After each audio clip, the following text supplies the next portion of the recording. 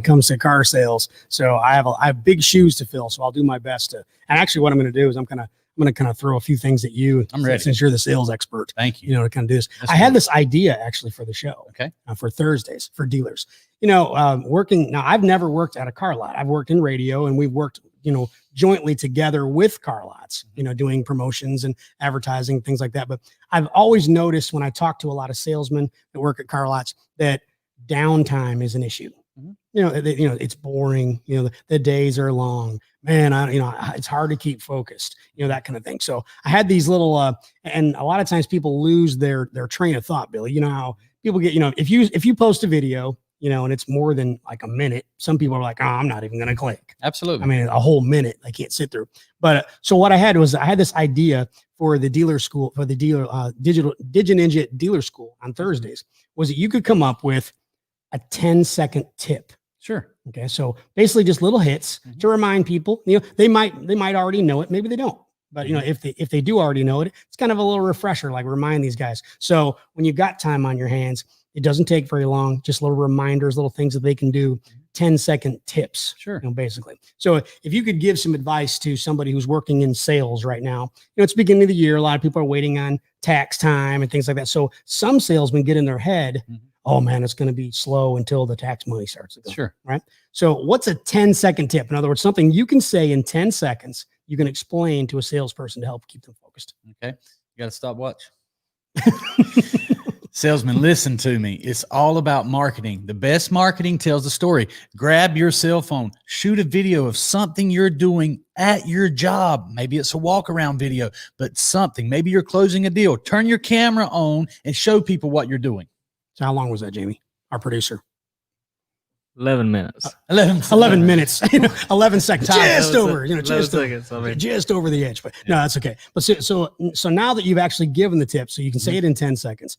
Tell us some success stories of things that, you know, maybe that you have done, and some guys that you have taught and worked under you who are now in management, and guys that are, you know, in car sales that they do to make that work. Like, what are some of the things that people post? So, I hired, first of all, as if this is a dealer school. So if you're a dealer or a general manager, here's some advice for you.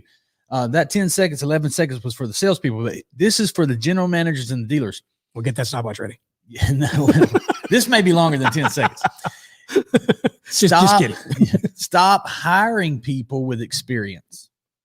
That's interesting. What's your take on that? Well, I'll give you some real life examples. Felipe Tinajero, Jamie Lopez, Kevin Tinajero. Okay. I'm trying to think back. I'm leaving somebody out. But anyway, these people, Jamie and Felipe, came to me with zero experience.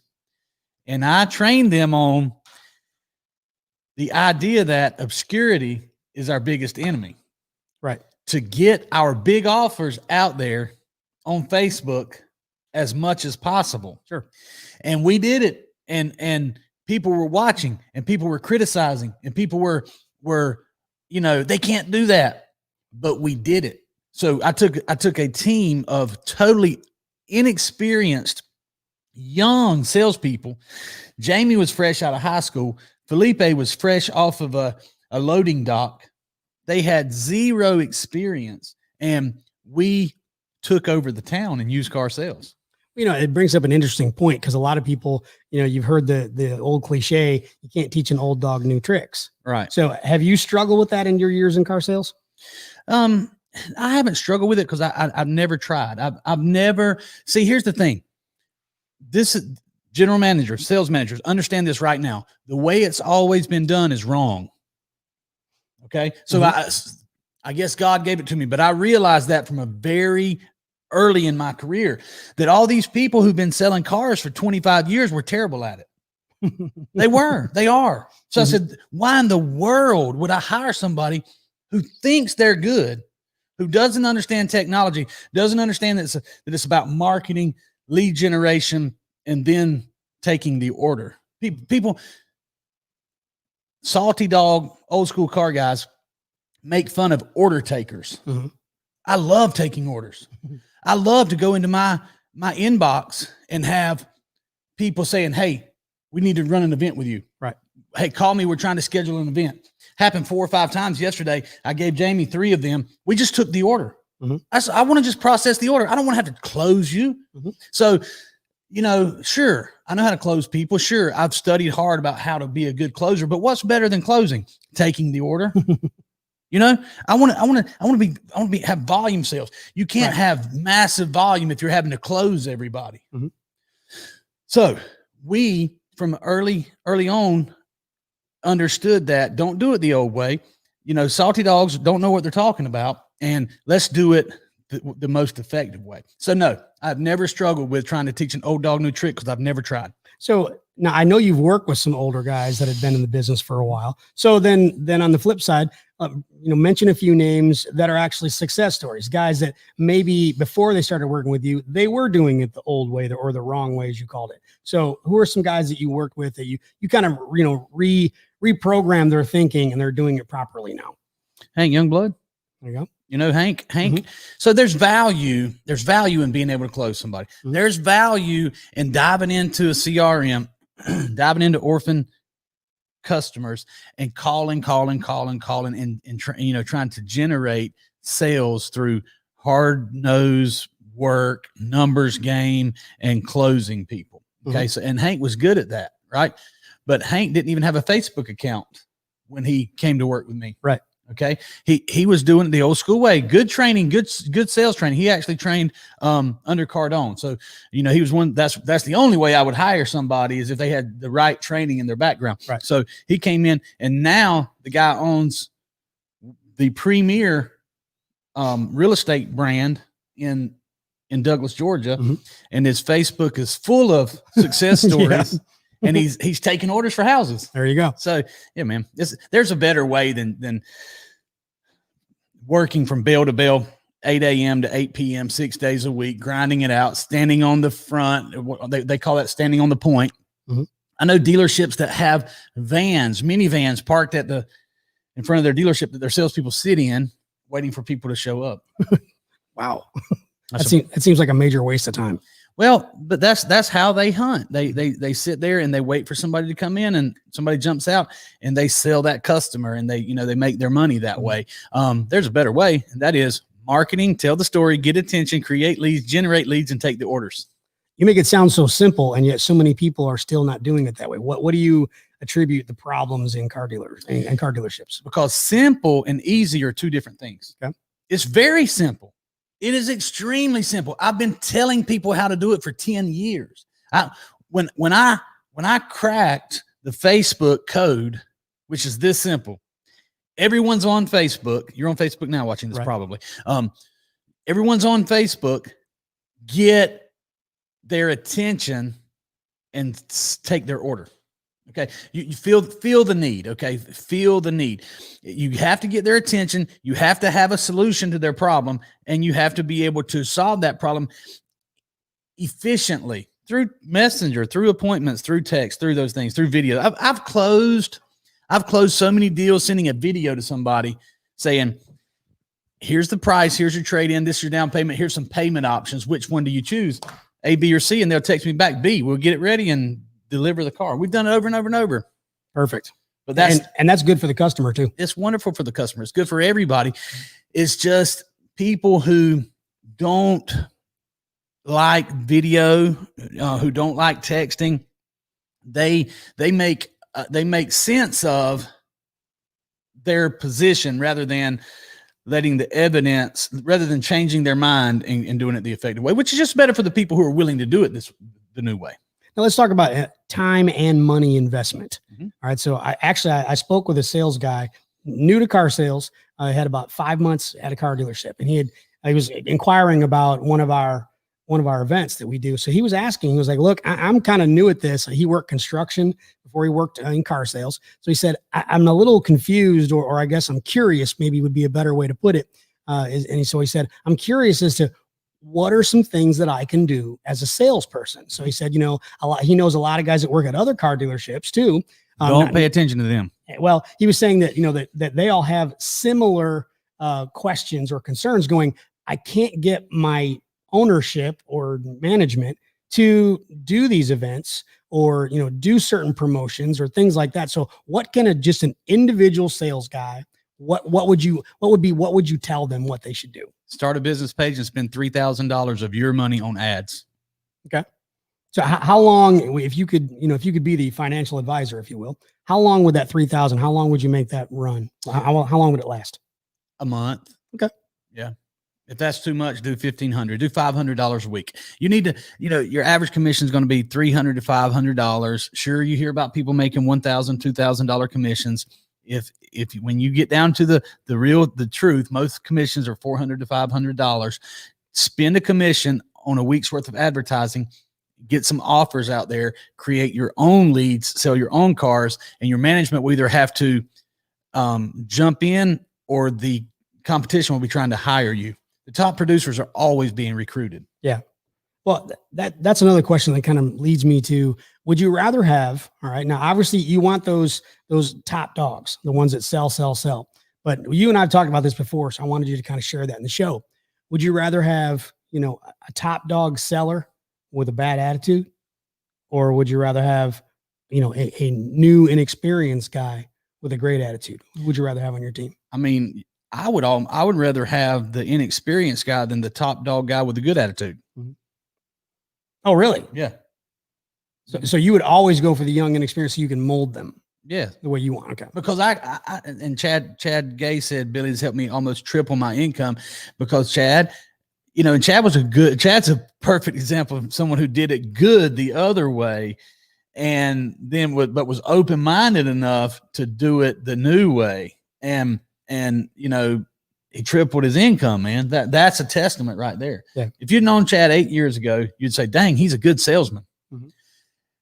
But he was a great salesman who just didn't have all the information. Now he's got all the information and he's a tremendously great salesperson that's recruited all over the country. They fight for him to come to Vero Beach, Florida, or Houston, Texas. One's metro city, and the part of Houston he's in is cowboy country. So, it doesn't matter where he can go to any of the 50 states and be the top salesperson there.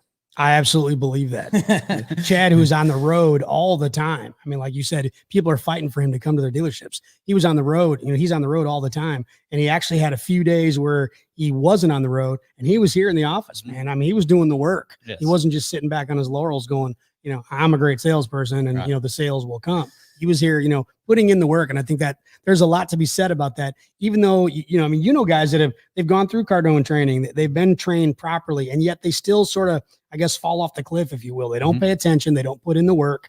They're not dedicated. Mm-hmm. Absolutely. And I don't want to skip your question.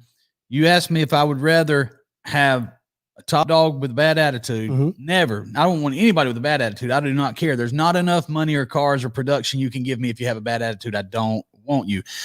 I said I would rather have an inexperienced person with a good attitude with a couple more qualities than the top dog with a good attitude. Okay. I know that sounds crazy, but I'm serious. Here's the thing. If you want explosive growth and explosive sales, and if you want to do something like take your dealership and triple the sales, it can be done, but it can't be done the way you're doing it now. You have to totally almost reinvent the wheel. You can't do that with somebody who's selling 25, 30 cars a month. He's happy doing things the way he's doing it. Most people who are selling 25 to 30 cars don't want to sell 100 cars a month. Now, if that top dog has a good attitude, and I tell him, hey, you're really good, but we need to double your sales. If he's able to buy into that idea, then we can keep him. If he's not, I'm not going to say we're going to run a 25 car guy off, but I'm not going to pay much attention. There's not much I can do unless he wants to double his sales. I can take Jamie and Felipe, who've never sold anything, but here's what they have to do. I would not hire anybody if they didn't send me a video. Right. So, if I'm running the dealership, I've always been known as the guy, the guy who's in charge, the guy who's doing big things on Facebook and getting the word out there. And if you've never sold cars, you're asking me for a job, and I tell you, send me a 30 to 60 second video of why you're the one for the job. Most people won't even do that. Right. So that eliminates them. But the people who are willing to do it, I don't care how nervous they are. Right. I don't care if they stutter. I don't care if they're scared, if they're not good on camera. If they're willing to send me, the Facebook sales expert, a video, if they're willing to do that, it shows me they have what it takes. Mm-hmm. And now I can take that person, that they'll listen to me. Now I can say, get into your training and study this training. And now let's send videos. Let's do 5 videos a day. Let's put 5 videos on all the different media platforms. And we start telling a story, and that story spreads throughout the marketplace. And now Felipe, who is unloading trucks, is a hot commodity. Everybody wants him. Mm-hmm. Now, Jamie would make anybody an amazing BDC manager, marketing manager. You know what I'm saying? Yeah. So they tell that story, but the key is you have to keep. But you can't have him. He's mine. Right. Well, here's the key. And sometimes you get bit, but I'm confident that Jamie and Chad gets recruited everywhere he goes. Where he's at right now today, they were trying to get him to move out there. We as general managers, sales managers, owners of dealerships, you have to give your people way more than they give you. You know what I'm saying? Now they're going to have to sacrifice, and this Jamie works long and hard, but Jamie understands Jamie's going to have a bright future if he stays close to you and me. Right. You know what I'm saying? So from a car dealership, can you go into detail a little bit on that, Billy, when you say the general manager has to give more? Mm-hmm. So like, how so? Okay. I did a video probably 6 or 7 years ago. It's on YouTube. We might go back and find it in the archives and share it. It was sales managers, get off your ass. Okay.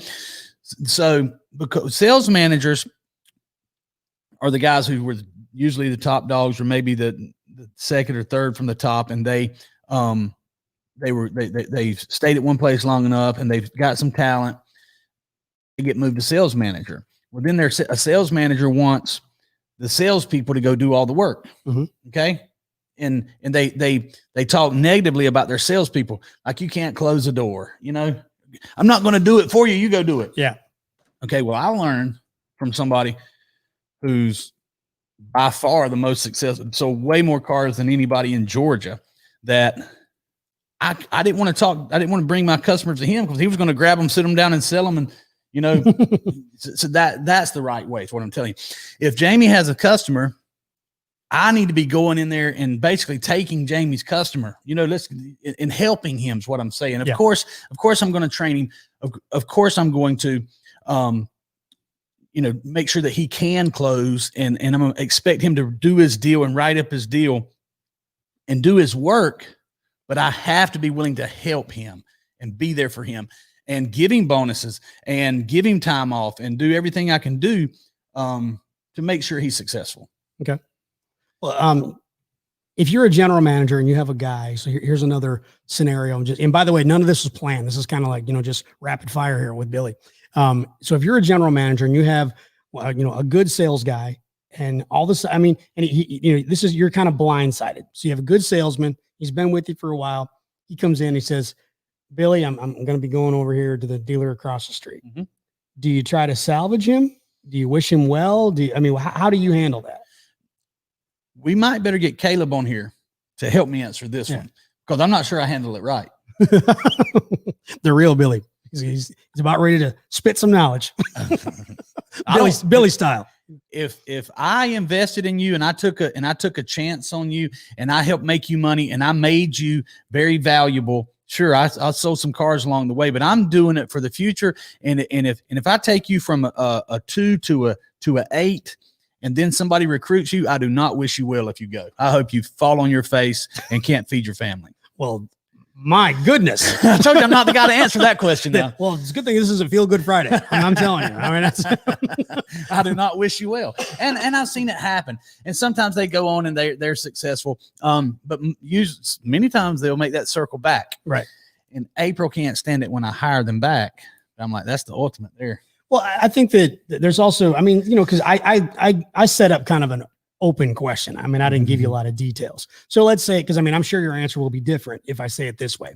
You've got a good salesman. He wants to go into finance, right? You know, he wants to be your finance manager, and he's been with you for a while. And he's like, man, I really want to go into finance, but you've got an excellent finance manager. Hey, you're not going to kick to the curb because this other guy wants it. Your finance manager, your current guy's been with you. He's good at it, talented, et cetera, et cetera. So your salesman wants to be a finance manager. So now he gets an opportunity to be a finance manager somewhere else. Would you handle it differently? Maybe a little bit. I just think that if we're building a team and we're doing it, remember, we're doing things totally different than anybody else. That's the key. Whatever you bring to the market, you have to be the zebra in there with, you have to be the zebra in the herd of horses. If you want to stand out, if you want to do something amazing.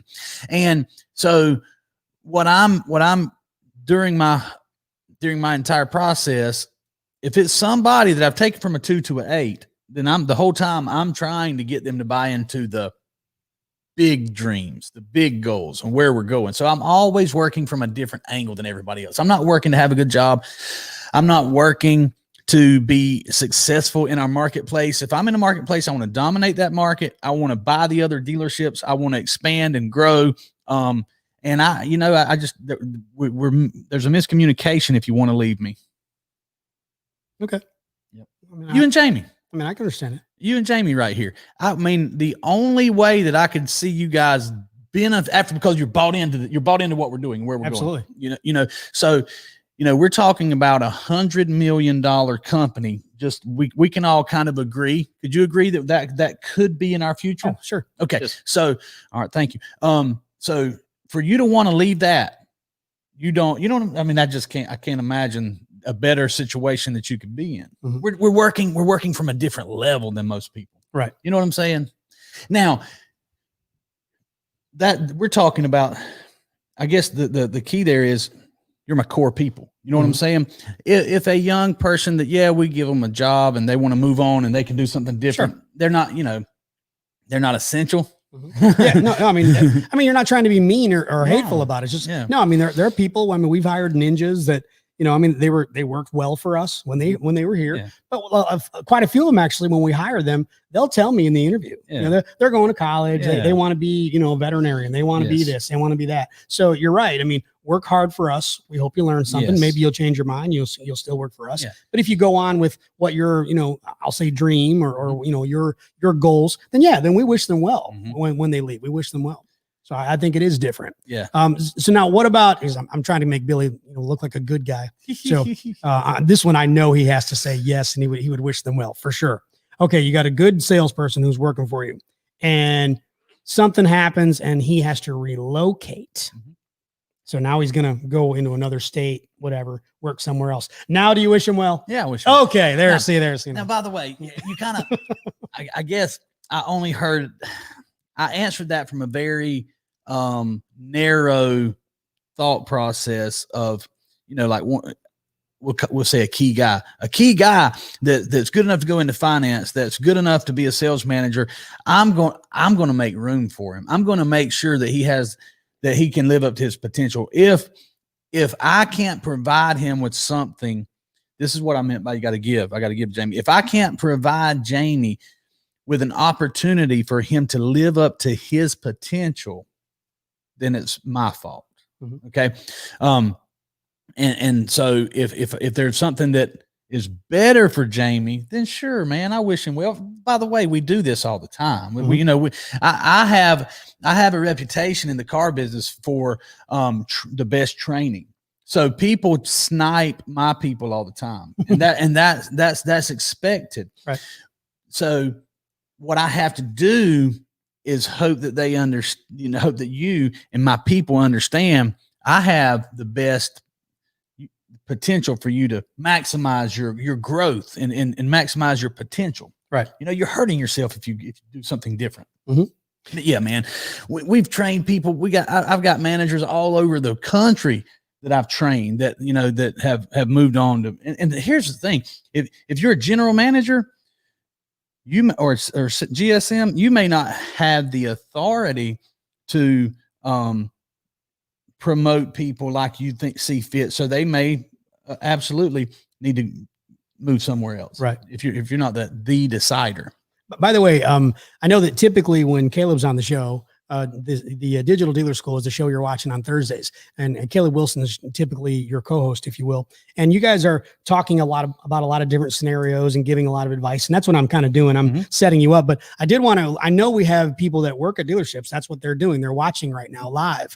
So if you have any questions for Billy, please feel free to put those in the comments, because we would love to hear some of the questions that you have, either as a salesman, as as an owner, manager, those types of things. And if Chad is still with us, I know Chad's working, so maybe I can catch him, but I had kind of a question for Chad. Maybe he can throw in his 2 cents on this. Is that after working with Billy, and now he goes and, we said he's on the road a lot. So I'm curious as to how Chad kind of uses that information. Does he spread that information when he goes to a dealership? Does he share that information? And if he does, what kind of feedback does he get from some of the people that are at those dealers? So Chad, if you're listening, if you can throw your 2 cents in on there. But how about you? Because I mean, obviously before you created the BDC, you were still going to some of the events. How did most car salesmen, when you went there to do an event, so you're the event coordinator, how did the salespeople react? What were some of the different ways that they reacted? Okay, so this was my favorite thing.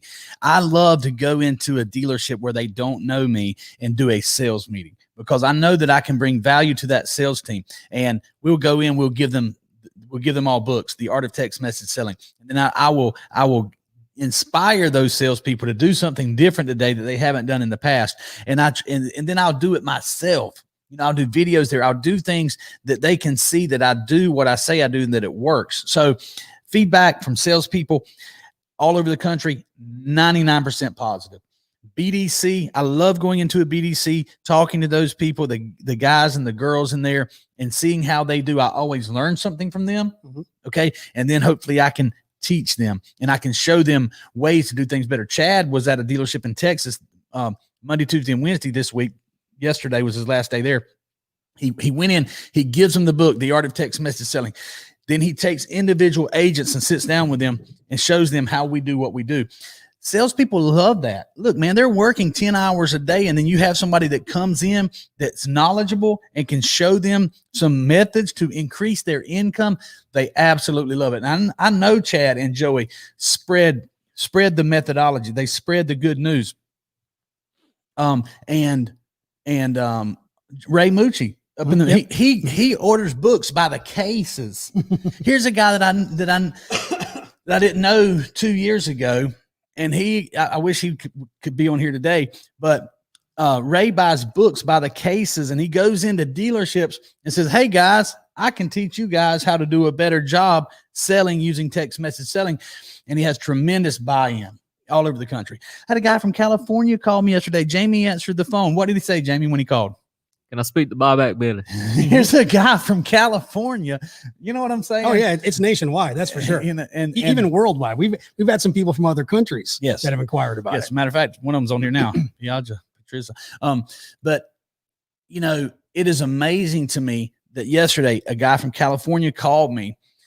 Hey, I need to set up an event with you. All we did was take the order. Yep. I didn't have to close that guy because we've done such a good job marketing. The best marketing tells the best story. The person who tells the best story gets the business. It's all about marketing. And so he called and he said, hey, Magic Mike told me to call you. I said, Magic, this is a prank call. And I said, okay, I hadn't heard from Magic Mike lately, but hey, how's he doing? Yeah, he's doing good. He talks about you all the time. Great. Magic Mike's talking about me. May I have your email address? I'll send you over a proposal. He gives it to me. Actually, Jamie sends the proposal for me. Done deal. Okay. A few minutes later, I get a phone call. What'd he say, Jamie? Can I speak to Buyback Billy? It was Magic Mike. And he said, hey, Billy, mark down Mike here. I said, okay. Is that the same person as Magic Mike? He said, yeah, one and the same. He's out in California. He travels around, does events. Another event company was facilitating the Facebook part of it. They wanted to go to the original. So they found out that Buyback Billy was the original. Called Jamie. Jamie put it through to me. Now Magic Mike's out there spreading the word all over California. When you just talked about asking for Buyback Billy, that brought up a point that, I mean, we've seen a bunch, but maybe some other dealers haven't. But isn't it funny now? I know you've said in the past that what is it? Imitation is the largest form of flattery.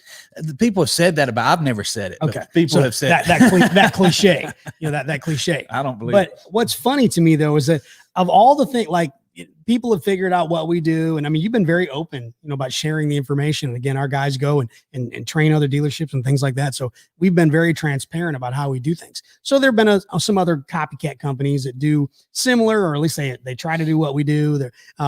But I think probably the biggest shock, it's not that they tried to imitate what we were doing, but they used Buyback Billy. I don't understand that. I mean, why they couldn't come up with their own name. So now you've got Buyback Billy people who are not the original Buyback Billy. Mm-hmm. So kind of maybe a little warning, if you will, to some of the dealers out there. If you're working with a company and they say that they're Buyback Billy, ask them if they're the original Buyback Billy. Great point. And the reason they do it, imitation is not the best form of flattery. That's thievery. It's all it is. So, but that's fine. I'm okay with it. It means, just like Joey said right there, put Joey's comment up there. Read it. Billy, we should be worried if no one tries to snipe our people. If they aren't attractive to businesses, we may be doing something wrong. We would definitely be doing something wrong. And the fact that we are the most copied company, our method is the most copied method out there, means that we're doing something very good. And so I love the fact that we're copied. I love that there's hundreds of companies out there doing buyback events now. I love that. My warning to the dealers would be, first of all, let me say this. There's a lot of companies out there, Paul, I have to admit, they do exactly what we do. Right. So, but they don't do it with the talent and the training in which we do it. So, and most of them are doing it from their kitchen table, and there's nothing wrong with that. Mm-hmm. If you do it well. Right. And you got to start somewhere. And that's how I started. I started in my dining room table with a laptop. And I was the ads manager. You were all of it. I was all of it. I was the ninja. I set the appointments. I did the phone calls. You had to start somewhere. And then I remember Joey came and then April and I had to go a couple hours away one day, and we were answering them. I was driving and she was answering the leads on her phone. So it's okay to start there. Mm-hmm. But if you want to, that's a startup. That's somebody who's trying to make it. We've already made it. So what I would suggest to you, Mr. Dealer, is if you want to make sure you have the best company doing your Facebook events, ask for Buyback Billy, tell them to call Buyback Billy, and then say, hey, can I see your call center? Can you go live and show me the guys actually working the leads? Let me see if you are who you say you are. We have a 3,000 square foot facility right here. We have 36 workstations. Let's say 33. Mm-hmm. Few offices. Yeah, 33 workstations. 1, 2, 3, 4 executive offices where you and Jamie work. And we can go live anytime. You'll see the actual people in here working, getting it done. So, that's key. Make sure you are who you say you are. A lot of times I'll slide up here at 9:45 at night, check on the ninjas and go live so that the dealers can see we really work to 10 p.m. every night. Right. People, man, here's how success formula works. It's attention. Maybe obscure. You're obscure. Then you get attention. Then you get criticism. Then you get straight out hatred. If you persist through that, you'll have success or admiration. So, the hatred part comes when people are like ridiculing, making fun, and man, he don't really have a plane. They don't really work till 10 p.m. They're not really working. I was here till 10 p.m. last night. Yes. And so I like that. I like that attention. It gives us a chance to prove we are who we say we are. Right. That's just make them prove who they say they are.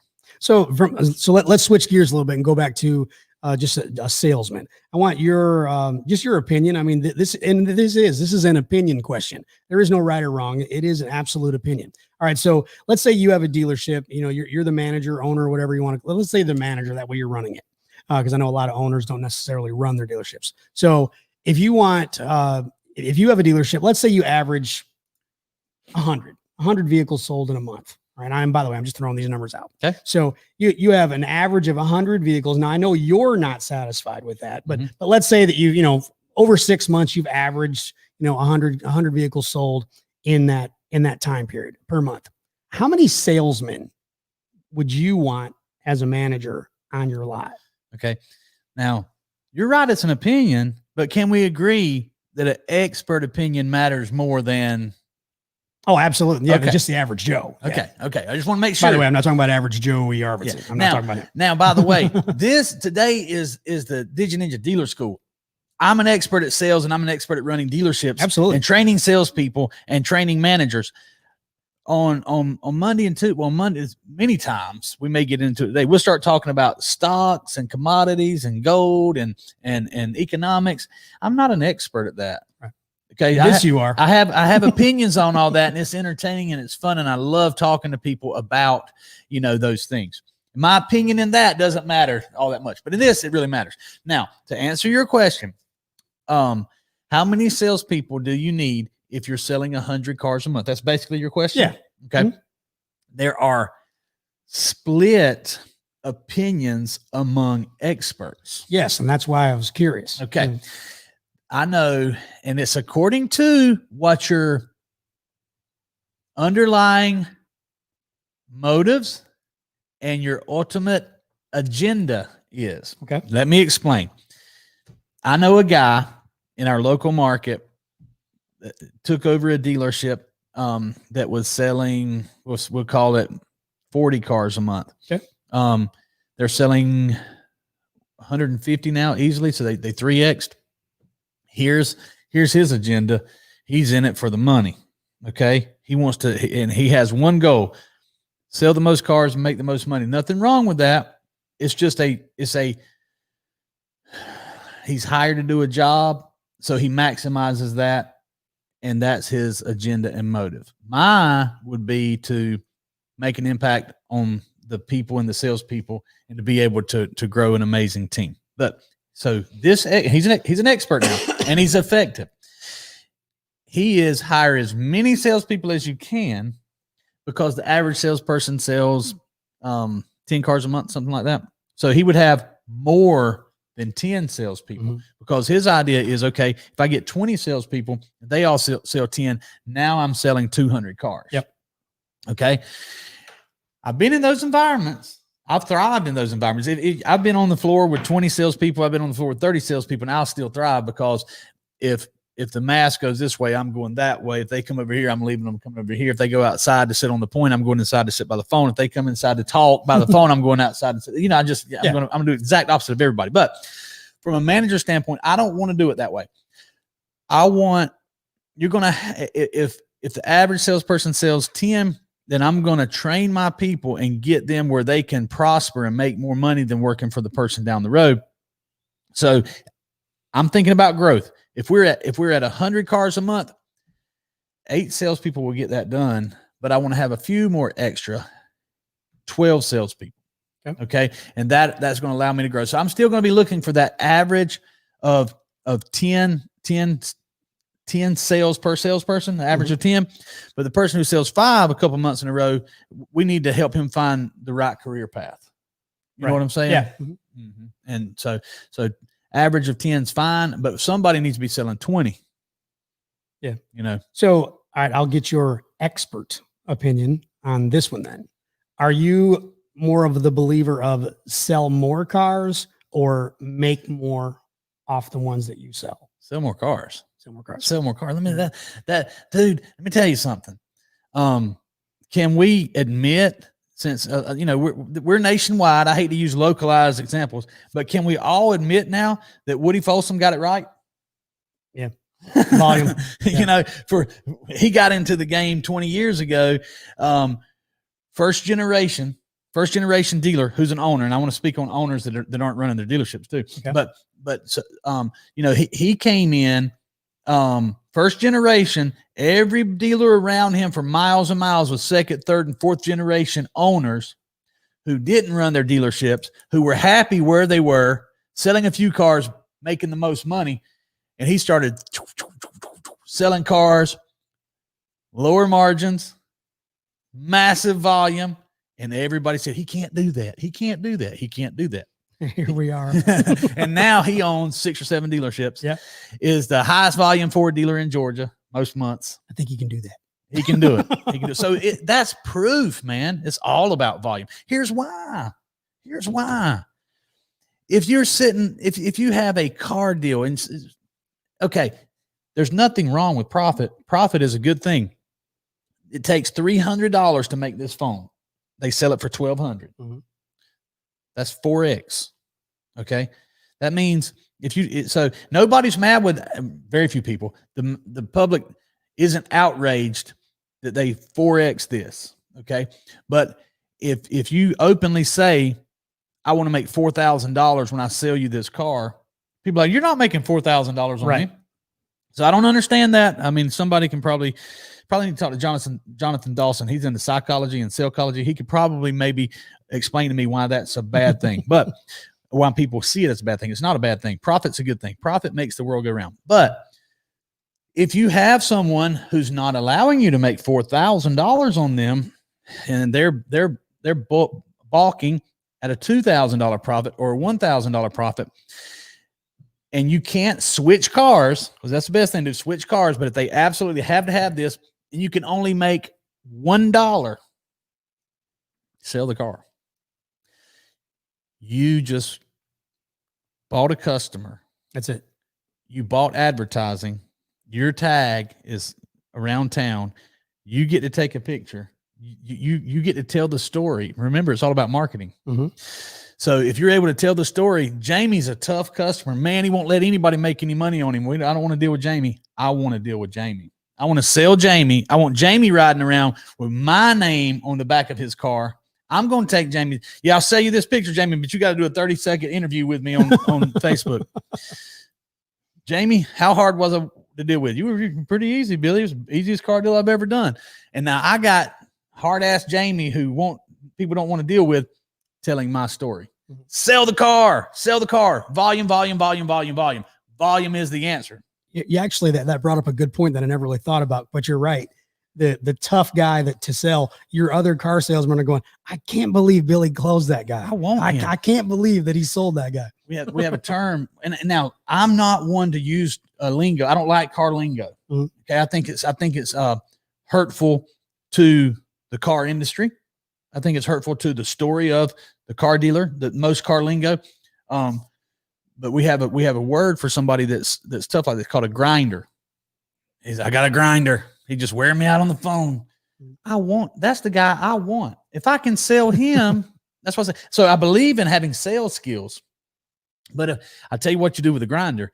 You show him that you'll sell him and he'll never buy from anybody else. Right. I mean, I've got stories and stories and stories. So there may be some new, some younger salesmen that are watching right now that are new to the game. What are some of those, words that you say you don't like using car lingo? What are some of the words that are used often that you prefer not to use? A bogue is somebody with bad credit. Okay. So when I say the people in the car, that's a bogue, man. That's a bogue. I got some funny stories about people who use a bogue. I mean, this is terrible, but this is a funny story. It's terribly funny. It's terribly funny. There was a finance manager who went on to be a general manager. Now he's an owner of a dealership now, but he was in Savannah. I won't say the exact dealer, but they served a lot of second chance finance people. Okay. People that car people would call bogues.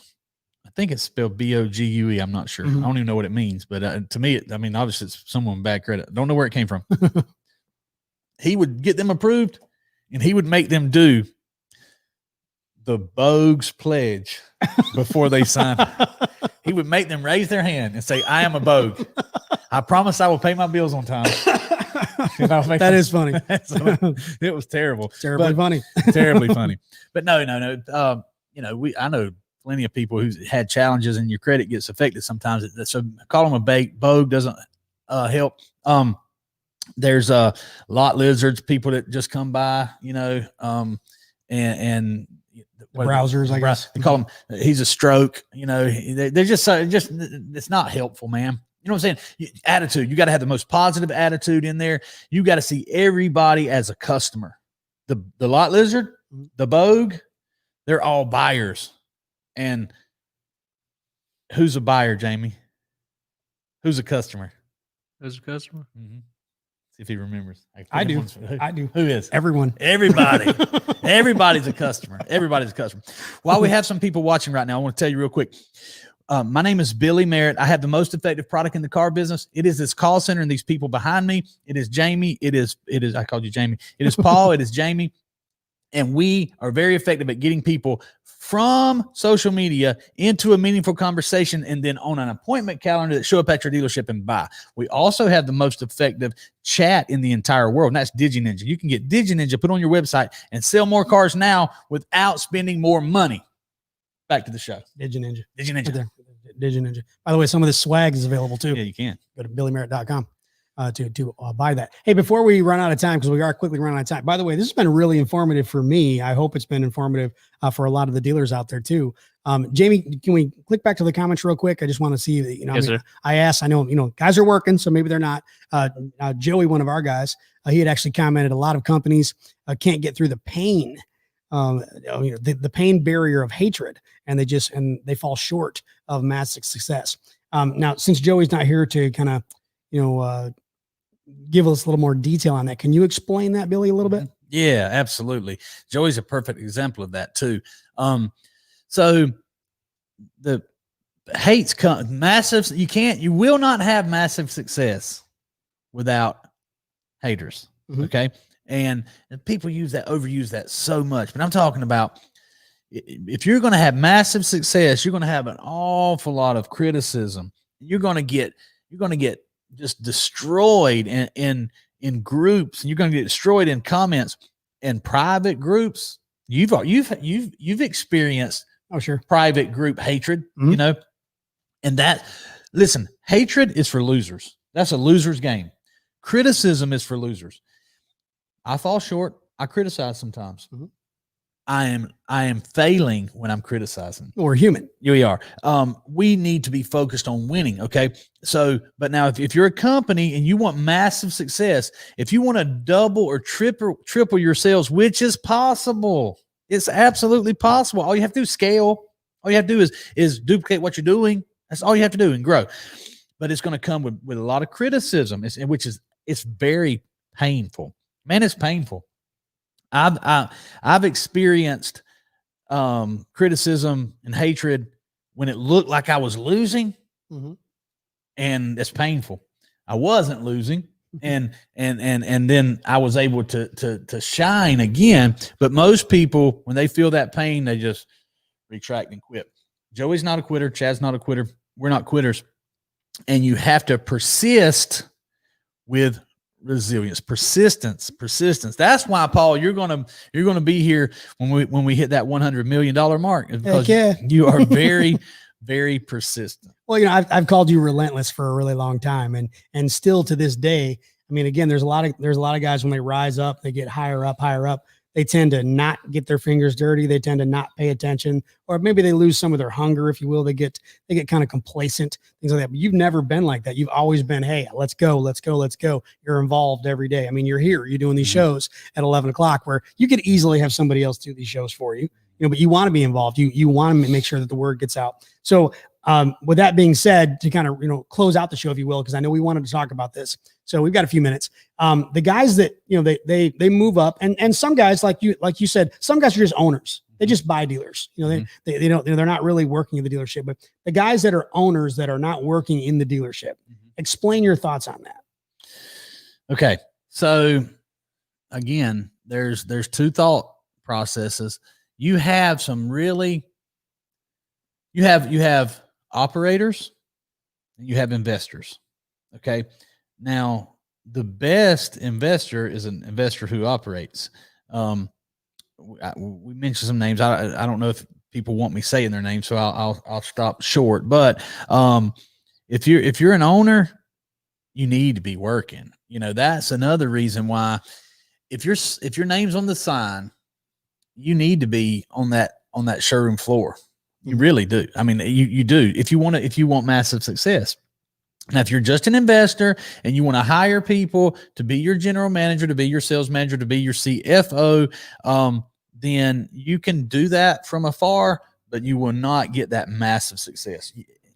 You have to be so unique. So owners who are now, if you grow and you own 7 dealerships, right? You can't be at 7 places. You can't be at 7, but you better be at them as much as you can. You can be involved. 7 though. who is it? It is the CEO of not Sam's Club. That was, of course, Sam Walton. But what's the Costco? Mhm. The CEO of Costco visits. At one time, he visited every store. I don't know how many Costco's there are. Every year, he would visit every Wow. store. And what his office was in, like one of the main stores, but it was just like open door, wasn't fancy. You know, it was always available. And usually, he was down in different departments working with the managers or working directly with the customers. That's so important. So, you know, my opinion is, of course, we all need to be investors, and it's awesome. So being an investor and having the freedom to choose what you do is the ultimate freedom. And that's the ultimate freedom. If you don't have to go to work, then that's ultimate freedom. Right. But I know a lot of people who don't have to go, but they still show up every day. Mhm. They still like, yes, I could set this plan that we have on autopilot, and we could stay where we're at, and it would just be automatic. Sometimes that's tempting, but we won't get to $100 million that way. Right. So but it goes back to what we talk about so often, which are goals. Mhm. Why are you doing what you're doing? So I'm gonna say something deep real quick. Life, people talk about wanting to be happy. Mhm. Nothing wrong with that, but I want happiness, but that's not the goal. The goal is meaning. If I can have a meaningful life, hopefully I'll be happy too. But meaning is more important than just happiness. Of course, we don't want to live in misery. I'm not going to work with people I hate. I'm not going to do something if it's just treacherous every day and it makes you miserable. But if it's hard, I might persist through it being hard to find meaning. And if I can help people and help people grow and make a difference, that's very meaningful, and that's the ultimate goal. I mean, in my opinion, I think they're kind of attached. If you find meaning, I think you will find happiness. Hopefully. You know, I mean, I know that a lot of people talk about, oh, if you find a job you love, you'll never work a day in your life. Again, I'm throwing a lot of these cliches.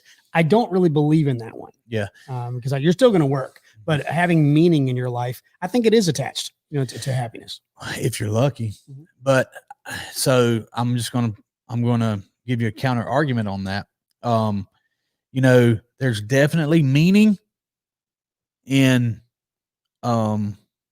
sacrifice, even the ultimate sacrifice. I was watching Napoleon last night on Prime Video, I think. You know, I don't know how happy he was when he had to destroy lives. Right. You know what I'm saying? And you take some of the generals, you take some of the people out there fighting wars, you take the war on terrorism, which, by the way, it appears we did a good job in the last 4 years of getting rid of that. Maybe there's some positive in, you know, what happened in the last 4 years. But I bet you there's people that go to bed every night that have saved this world that aren't that happy. That's a good point. No, you're right. You know, but is their life meaningful? Absolutely. Mm-hmm. Would they do it again? I hope so, because that's why we have the freedom we have. So it's a mystery. You know, how much meaning do you want? You better not want too much, or you may end up not so happy. That's right. Because if you want meaning in your life, then find the biggest cross you can bear and bear it. It's good advice. It's not original for me, but you know, Jordan B. Peterson taught me that. No, but that's really good advice. If you want the most meaning, then you find the biggest cross you can bear and you bear it. Hey, by the way, I do want to let everybody know, if you're rewatching this video, because again, we do these at 11 o'clock each day. People are at work, they're hopefully busy with customers, things like that. If you watch these videos afterwards, you can always put your questions. If you have questions for Billy, you can always put your questions in the comments, and Billy will be happy to answer your questions. So you can contact him directly that way too. Thank you. I appreciate that, Paul. I want to go back and make a point about something we talked about earlier. These shows, sometimes we ramble, very often we ramble, but these things, man, I tell you what, when Smith and Jamie split these things up, and then I'll go back. They post them on all these other sites. I'll go back and I'll watch them. I say, man, that's good. Mhm. So go back and watch this over. You'll find something in here you didn't catch the first time. And earlier we mentioned that sales is all about sales cycles, marketing, generating leads, and then taking orders. My phone buzzed when you were talking. I looked at my phone. 2 orders for our events. There it is. That's way better than me. We could have not done the show today.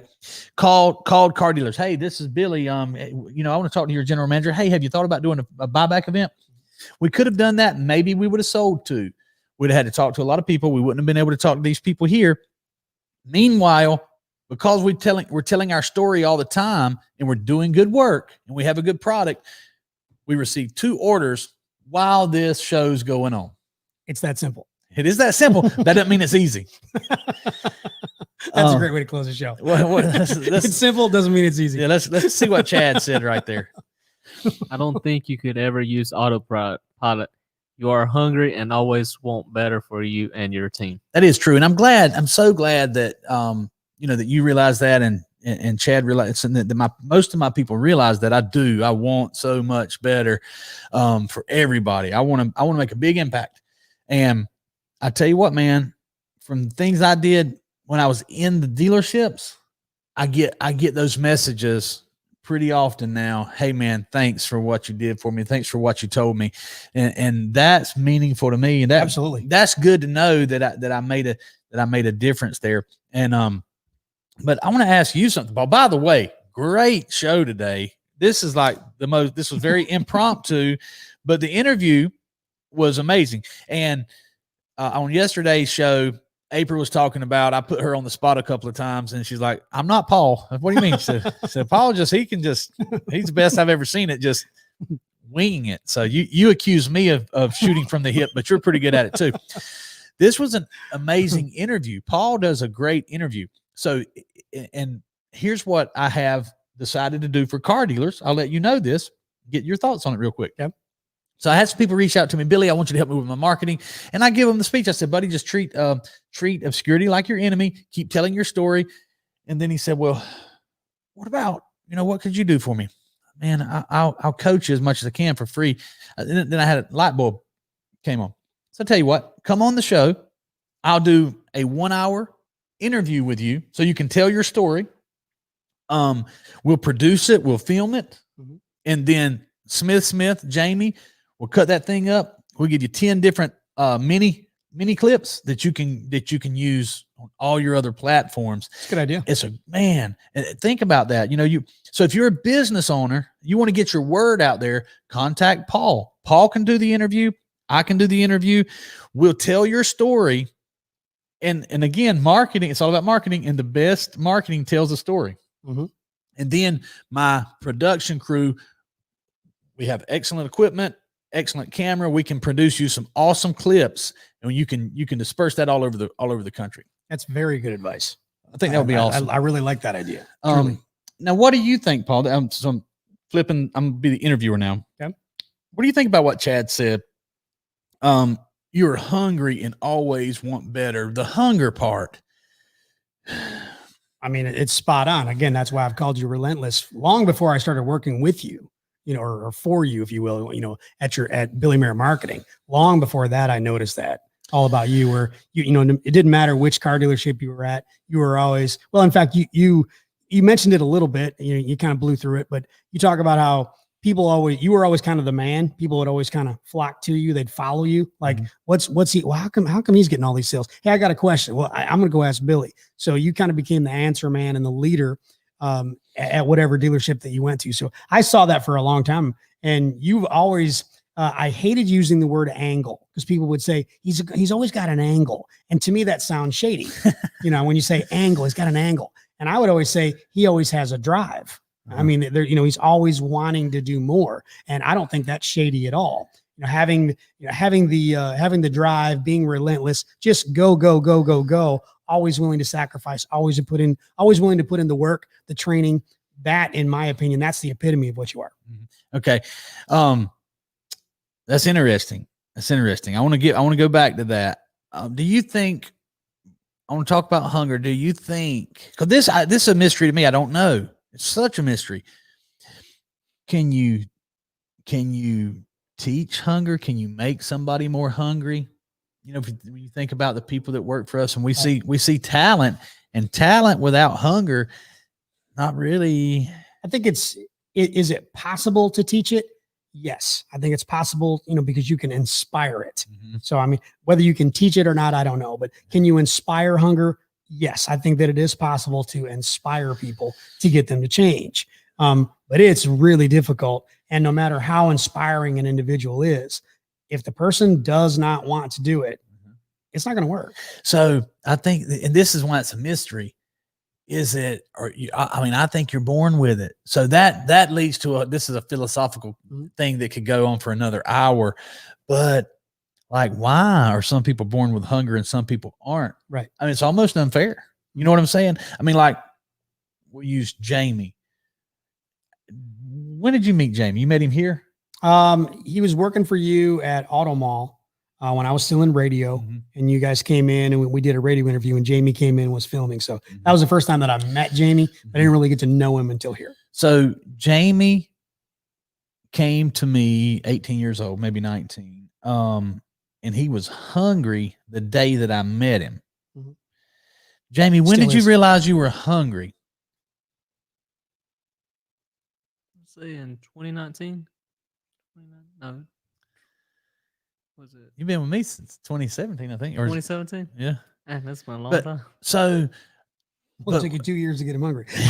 No, that's not true. You were hungry. No, he was. You were hungry already. You understand what I'm saying? You understand what I'm saying? Sir. We're saying hungry.